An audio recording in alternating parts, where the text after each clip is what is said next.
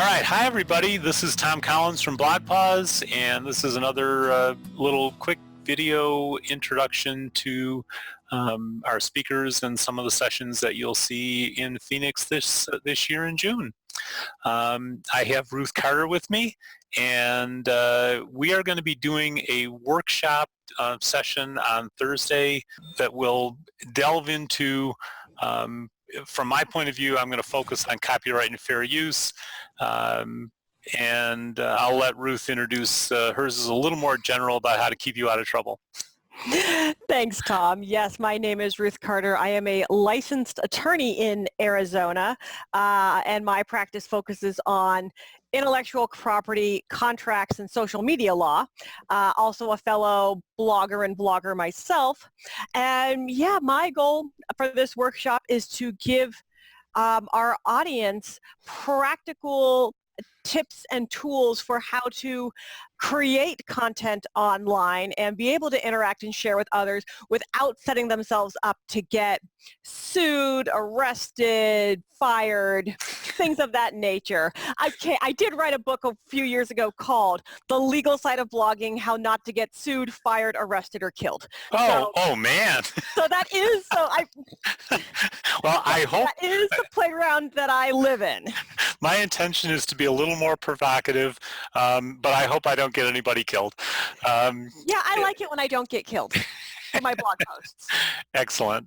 And I guess at least there's been some cases in the past where people, at least one factor was something that they posted on social media, whether it was a blog post or a Facebook or a tweet or something along those lines. Mm-hmm. Oh Lord, I don't want to get political. I'm not going to go there. But one post can lead to many consequences, positive and negative. And absolutely. We try to enhance the positive, avoid the negative. Absolutely. Well, as I said to you, my ultimate goal in my piece of the workshop is going to be to spend some time looking at real or imagined cases around the concept of fair use, mm-hmm. and try to equip people to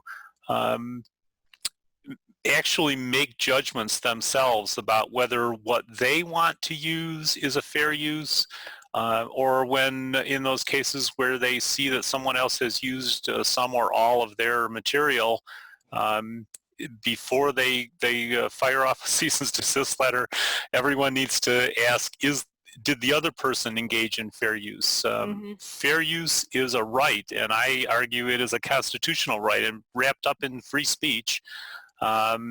It has been embedded in the statute, but I don't think it was used for hundreds of years before, even before we had a constitution. Mm-hmm. Even English courts recognized fair use as a defense to infringement. So anyway, that should, I hope, tease everybody and give them an idea of what we will be talking about. So is there anything else you wanted to say about the session? Just that I'm really excited that we get a 3-hour workshop to really delve into these topics. So we're usually, when I speak at conferences, I only get an hour. So with this, we can, we're going to go deep into copyright. We're also probably going to touch on trademark and FTC issues when you're doing campaigns and promotions.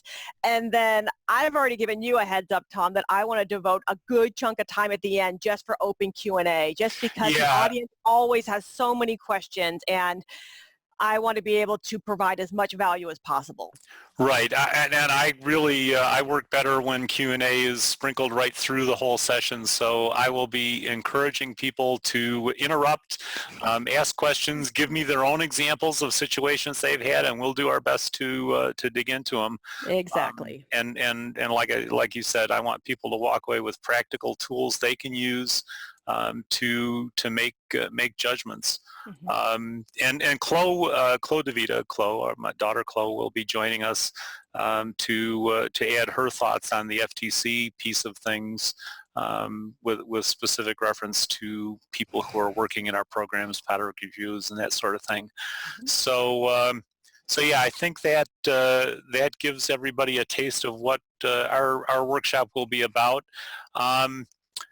So one of the things we always try to do on these interviews is find out what's going on in your life. What's your current pet project?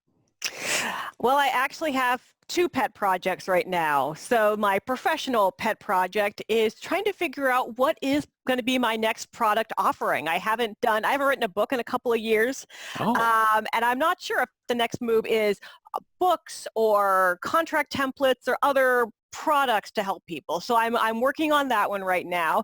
And then my other pet project in regards to my pet, my 8-year-old Basset Hound is coming to the conference with me. She has glaucoma, so she's already lost one eye, so she's a pirate. Oh yeah, well, she's like our little Olive, our one-eyed wonder, we call her. Exactly. So so when I learned that she had glaucoma and was going to lose her vision completely someday, I made it a goal of mine to make sure that the rest of her life was awesome. So I try to let her see and experience all she can while she can. Oh, that is wonderful. From my point of view, pet project it revolves around the conference, of course, and I've actually started working on a book that grows out of my rebranding myself with the term old dog learning. And I guess what my expectation is that I will be able to share more about that by the time the conference rolls around and give people a much clearer picture of what old dog learning and my book will be about. And I hope that's true of you as well, that you can announce or tease at least a little more about what your next product will be. So, all right, well, thanks everybody, and we will see you all at the conference.